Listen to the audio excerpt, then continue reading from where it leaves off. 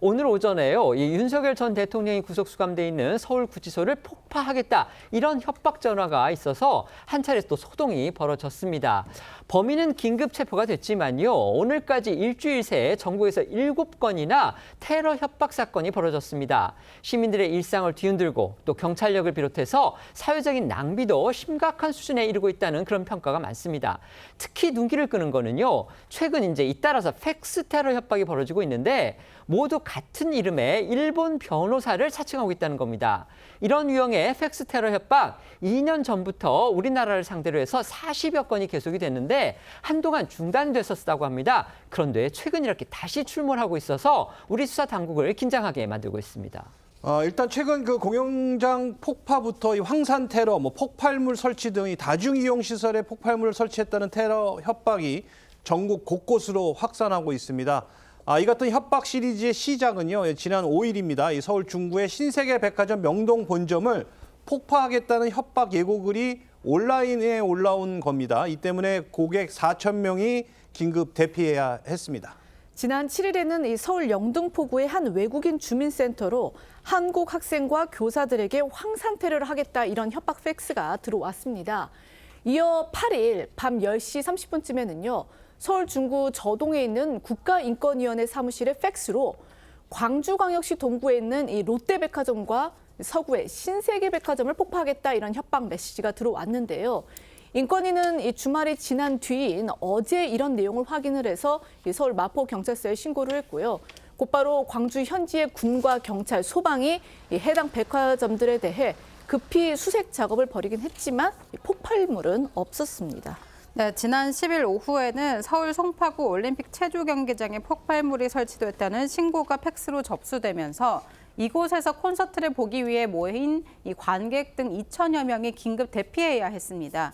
경기장을 관할하는 한국체육산업개발 측은 협박 메시지를 받고 즉시 신고했고요.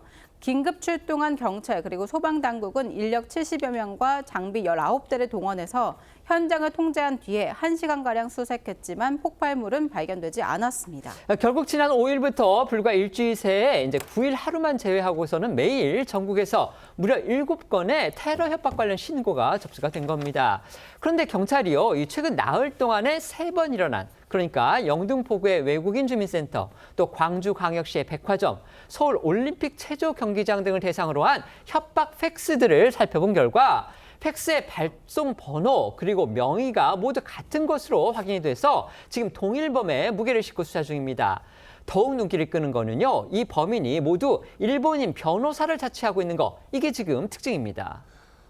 경찰에 따르면 지난 7일 황산 테러 협박과 또 지난 10일과 11일 각각 있었던 이 팩스를 통한 폭파 테러 협박이 이 팩스 발송 번호가 같았다고 밝혔습니다. 경찰은 특히 이 범인이 일본어로 변호사를 자처하면서 이 폭탄을 터뜨리겠다는 협박 내용도 같았다고 밝혔습니다. 서울경찰청에 따르면 일본 변호사 명의를 도용한 이 협박 글은요. 2023년 8월부터 올해 초까지 한 40여 건이 발생을 했지만 그 이후로는 또 잠잠했었다고 합니다. 그런데 이달 들어서 이 협박이 재개가 됐다는 건데요. 조선일보 보도에 따르면 협박 팩스 이 발송자에 반복해서 등장하는 인물이 가라사와 다카히로라는 일본 변호사라고 합니다. 이 변호사는 일본에 실존 인물인데요. 2012년 이 극우 성향의 온라인 커뮤니티에서 악플에 시달리던 고등학생의 변호를 맡았다가 이 일본 우익의 사이버 테러 표적이 된 인물로도 알려져 있습니다. 물론 이번 협박 사건과 관련해서는 본인이 관련이 없다 이렇게 주장을 하고 있습니다. 이렇게 일본 변호사를 사칭한 테러 협박 팩스 사건은요.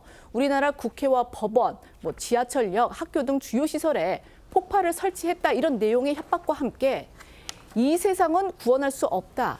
현 정부는 무정부 상태다 같은 이 사이비 종교 교리를 연상케 하는 그런 문구가 적혀 있는 게 공통점이라고 합니다. 이 팩스 하단엔 이 같은 내용이 일본어로도 번역이 돼 있다고 합니다. 그러니까 경찰에 따르면 2년 전부터 출범했던 이른바 일본 변호사 명의의 테러 협박범이 올 초 이후에는 잠잠했었는데 최근 일주일 새 여러 차례 또다시 등장을 했다는 겁니다. 자, 경찰의 구체적인 수사 내용 밝혀진 게 있습니까? 네, 경찰은 관련 사건을 모두 서울경찰청 사이버수사대로 배당해서 수사 중이지만 동일범 소행 여부는 아직 파악하지 못한 상태입니다. 팩스 발신자를 특정하기 위해서 인터폴 공조 수사와 함께 국제 형사사법 공조를 요청해서 수사 중이다 이렇게 밝힌 상태고요. 조만간 일본 대사관 등과 공조 회의를 진행할 예정이라고 밝혔습니다. 다만 팩스는 실제 발신자의 위치와 관계없이 발신 번호를 외국 번호로 오해할 수 있기 때문에 일본 말고 다른 국가에서 팩스를 보내면서 일본으로 위장했을 가능성도 배제할 수는 없습니다. 허위 테러 협박범을 처벌할 수 있는 법적 근거는요, 지난 3월부터 이 공중협박죄라는 게 시행되고 있습니다. 하지만 법조계 안팎에서는요, 이 죄의 실효성에 한계가 있다는 지적도 나옵니다. 그러니까 입증이 상당히 어렵다, 이런 평가가 나오나 봅니다. 관련해서 경찰은요, 이 범인들에게 실질적인 재정적 부담을 안길 수 있는 민사소송도 적극 활용하겠다는 방침입니다. 전문가들 사이에서도요, 현재 형법으로는 이 강력한 처벌이 어려운 만큼 가해자한테 거액의 손해배상 등을 청구를 해서 이 관련 행위를 반성하게 만드는 이른바 금융치료라는 것으로 경각심을 줄 필요가 있다는 의견이 나오고 있습니다. 네, 경찰은 연이어 폭파, 테러 협박이 모두 허위인 것으로 드러나면서 민사상 손해배상 소송을 검토하는 등 대응을 강화하겠다 이렇게 밝혔습니다.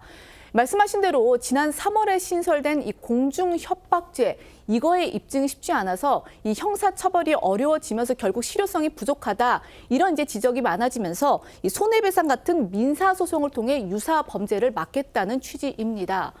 경찰은 이 현재 지난 5일에 발생한 이 신세계백화점 폭발 이 위협 사건과 관련해서 민사상 손해배상 청구를 검토하고 있는 것으로 파악됐습니다.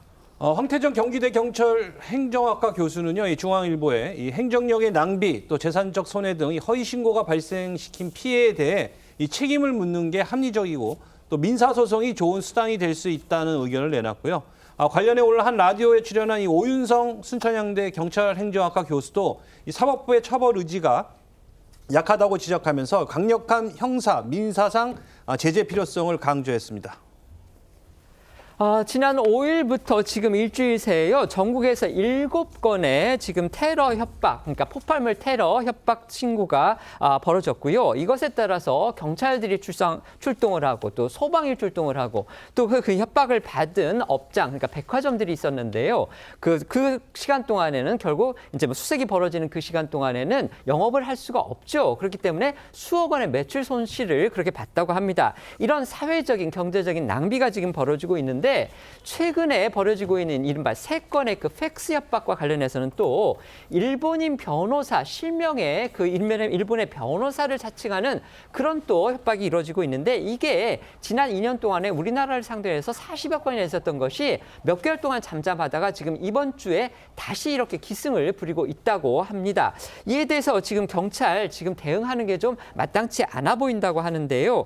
이 범죄, 그러니까 형법상의 어떤 조항을 근거로 해서 처벌을 하려고 하다 보니까 이게 좀 실행력이 좀 약하다, 이런 평가가 또 나오나 봅니다. 그래서 일부 전문가들은 이제 금융치료, 그러니까 민사상의 손해배상을 철저하게 물어서 재정적인 타격을 가하는 게 오히려 더 실효성이 있는 거 아니냐, 지금 이런 의견도 내놓고 있다고 합니다. 어떻게 생각하십니까? 민형사 책임을 모두 묻는 걸 적극적으로 병행해야죠. 사실 그 지난 3월 18일에 신설이 된 형법상 공중협박죄 규정, 실효성이 꼭 부족한가라고 보면은 그 지적에 저는 꼭 동의하지는 않습니다. 왜냐하면 법정형이 상당히 중요해요. 5년 이하의 징역 또는 2천만 원 이하의 벌금인데, 이걸 상습적으로 하면은 법정형이 또 2분의 1까지 가중됩니다. 그러면은 최대 7년 6개월 이하의 징역이거든요. 상당히 긴 실형을 살아야 될 수도 있습니다. 다만 물론 그것만으로 부족하다고 보는 의견도 있기 때문에 민사적 책임을 적극적으로 물어야 되는데, 다른 한편으로는 이런 범죄를 저지르는 사람들이 본인의 재산이 없다면 역시나 민사 책임조차도 두려워하지 않을 가능성이 있습니다. 그러면은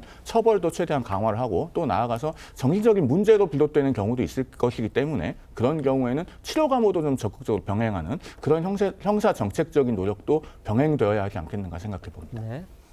그러니까 과거 사례에서 보면 이제 공중협박죄가 신설되기 전만 해도 이게 적용될 수 있는 것이 뭐 위기에 의한 공무집행 방해라든가 일방 협박죄 정도였습니다. 그러다 보니까 양형이 상대적으로 낮았고 또 입증도 쉽지 않았던 한계가 있어서 공중협박죄는 신설을 했고요. 저는 뭐 이걸 잘 적용하면 적정한 처벌로 이어져서 위계 효과, 그러니까 이 처벌이 강하게 받을 수 있기 때문에 장난 내지 다른 동기에 의해서 섣불리 범행으로 나가지 않을 가능성은 높다고 보는데요. 이제 이미 이렇게 장난으로 하거나 아니면 다른 동기에서 이렇게 하는 것을 넘어서서 실질적 위험으로 갈 수 있는 이 문제까지 지금 확대되고 있기 때문에 단순하게 공중협박죄로의 처벌을 강화하거나 민사 소송을 통해서 이런 행위가 재발되지 않도록 하는 것뿐만 아니라 실제 적용 범위도 폭발물 사용에 관한 범죄 등은 더 중한 형에 처하게 돼 있습니다. 이렇게 형법상 이미 존재하고 있는 법조로 확대 적용하는 방법까지 좀 고민해 봐야 될 것 같습니다. 네.